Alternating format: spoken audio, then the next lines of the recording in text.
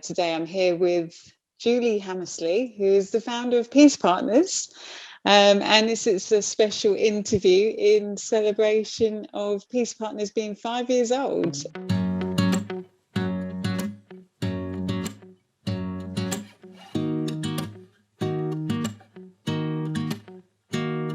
I thought this would be a great opportunity to learn a little bit about you and how it all got started. I've been volunteering for you for almost 3 years now, and I can tell like the difference from when I started to now, like how it's progressed, it's improved. We've got way more volunteers doing all sorts of different roles and just trying to make the charity as best as it can be.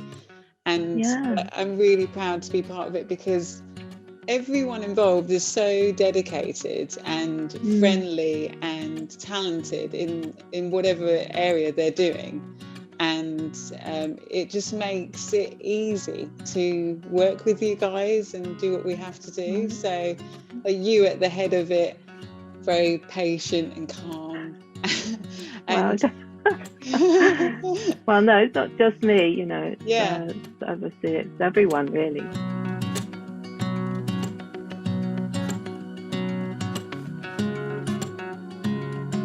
Before Peace Partners started, what were you doing before you came up with it? Well, obviously, but I guess really just before, I became involved, I was actually a physical therapist for many years. So I was working with people, from a wide range of backgrounds who, just needed to relax and, if they were having issues. So I became interested in that actually through fostering a child called Claire who had very quite severe physical and mental disabilities where she couldn't really move or walk or talk. But she had a wonderful sense of life, and if she was in her favourite sort of out in the sunshine or the wind was blowing or a favourite piece of music came on, she'd just light up, and I just thought, how could I help her to ease her aches and pains? Because she was in quite a lot of pain, and I thought, maybe I could learn a little bit about physical therapy, and that's how that sort of journey began. And that actually led to other things where I became more involved on a professional level. And previous to that, raised my own children. And also I did travel. I travelled quite a lot. When I was younger as well, my parents, they travelled overland to Africa. So I did get a sense of a lot of different cultures and, how different it is for many people. And I think that was sort of really had an impact on me, and it really wanted me to sort of be in a situation where I could, make a difference in people's lives.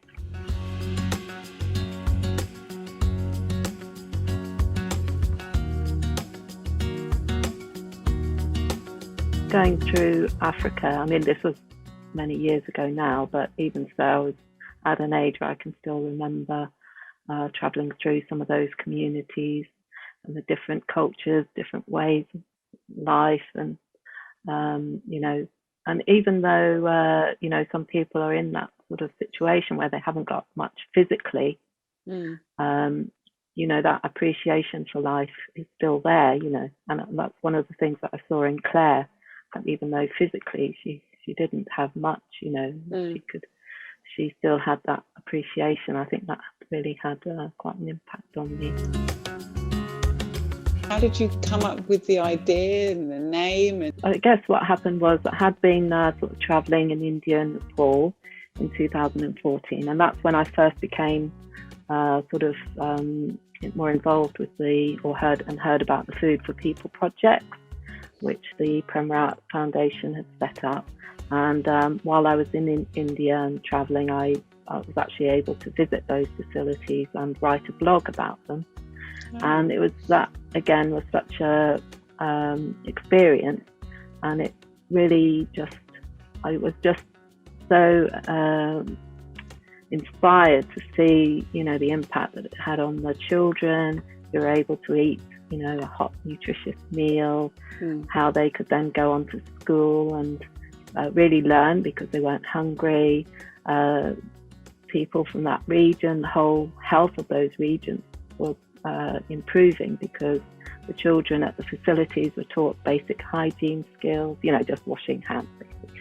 But it just meant that they took that back into their own community, into their own home, and that had a beneficial effect throughout. The schools have had to expand because more children are able to go to school. So it's just seeing that, and it was truly inspiring.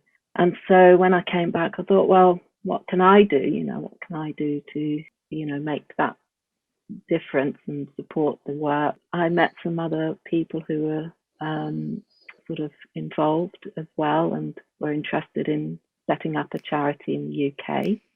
And that's how it all began, really.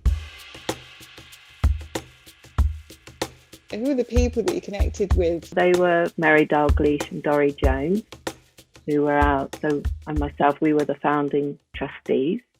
And so Peace Partners. So we sort of started talking about it in 2015. And we sort of, there was this interest. Came up with the name Peace Partners, and the idea behind that was that was really the partnership element, that we really wanted to also highlight the work of other organisations and individuals who really are making such a difference as well, to the lives of people. So that's why we came up with the name Peace Partners. And we began to, I think before we became a charity, we did a fundraising sort of event just to sort of see if there'd be interest. And that was really nice. So we started the process of the application for the Charity Commission. And then when we finally did become a charity, which was, really an amazing day, I think we just reached out to people that we knew as well, who we thought would be interested in the beginning of volunteering, of helping us, and that's how that began really, with the team some of the team that we still have with us, and from that we obviously started work on the different elements of Peace Partners, which is the peace element, which is where we bring in people to sort of discover more about their own inner resources. And that's through the Premrat Foundation, their Peace Education Programme. Then also, of course, the humanitarian work with the Food for People project, but also at times of humanitarian crisis, we support, during those times of need, and the partnership side of it. And I think that's quite unique in the charity and gives a lot of scope for development. And alongside that, we work obviously as a UK charity, but we also have links internationally, which is really wonderful as well. And did you face any challenges when you first started? Was there like things that weren't going right, or you just couldn't make a head start? Well, there was a lot to learn, that's for sure. And actually, without the support officer or lead, she sort of said that, running a charity is a bit like a journey. It's a journey, and that's been really true. So what keeps you happy and bright and going? Well, I think it is knowing that we are making a difference, and we can see that, we can see that in some of the expressions from people who are going through Peace Education Programme. I mean, we just got an amazing letter from the Centre Point, who we've just started working with, who work with homeless young people. And we, did a fundraising quiz event to support their work. And, that tells the story about how that is making a difference to the lives of young people who are really going through difficult times. So, just knowing that is really, fantastic. And knowing as well that people benefiting right across the world as well is really amazing, and some in such impoverished regions of the world.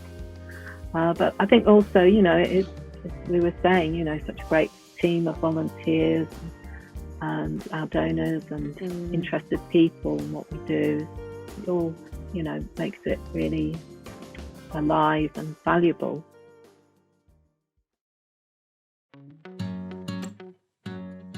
Thinking about the 5 years that have passed, do you have any favourite moments or just like things that really stand out for you when you remember the years? Oh gosh, well, I think there's been quite a few really, which is amazing, which is great as well. But I think really that Peace Day event that we did in Croydon in 2019, the International Day of Peace, which was live streamed, across the world through our partnership with Peacecast TV. I mean, I thought that was a really great achievement.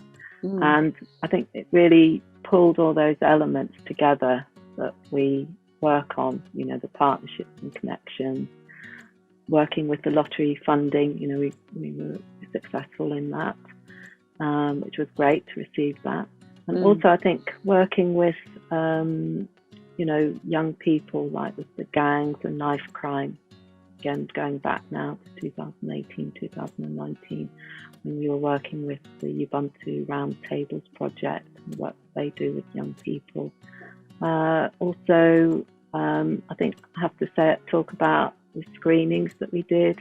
So films, Pieces Inevitable and Inside Peace screenings. Then 2020 happened, and obviously that changed things. But in a way, it's been really inspiring to see how the team has adapted. Really, we've gone much more virtual, and we've learnt new technology. So the Peace Education Programme is now being offered virtually. We've hosted our first ever Introduction to Peace Partners webinar, and our donors and supporters have really been as strong as ever. So in a way, the pandemic has sort of brought an opportunity to actually reach out in different ways and even further by doing the virtual peace education. Perhaps you might not have done that otherwise, or maybe further down the line you would have, but knowing that you can do these things in all these different ways now actually opens up more doors and reaches more people. Yeah, that's right. And I think the interest, has grown as well for many people around sort of inner peace and discovering more about who they are, because it has meant more people have been on their own and reflecting more about life and themselves. And so in that respect, I think as well, Peace Education Programme certainly, fits the bill for that. You are so busy, because you just get involved with everything that we plan and do. But what do you do to relax? What do you do that's not working? Oh, right. To relax. Oh, right. Well, I enjoy, walking, and I do when I can. I do yoga actually, and I love yoga. Yeah. And where do you see Peace Partners going in the future? I can only see it going from strength to strength, really. And these issues, unfortunately, some of these issues which are impacting on people's lives aren't really going away. So, we're lucky, I'm lucky that I'm in a situation where I can assist at those times. Moving forward, we're going to be doing more activities for International Peace Day. And, it's going to be interesting to see how if things open up, we can do events physically. But we'll also obviously continue with our virtual work that we're doing. Well, it's fantastic. Thank you, Julie, for chatting with me today, and congratulations on 5 years. A great 5 years. Thank you. Yeah. Well, thank you very much. It's been lovely to talk about it. Yeah, it's been lovely. I was actually looking at 5 years. It's actually 1,825 days. Wow. And all days well spent. Yeah.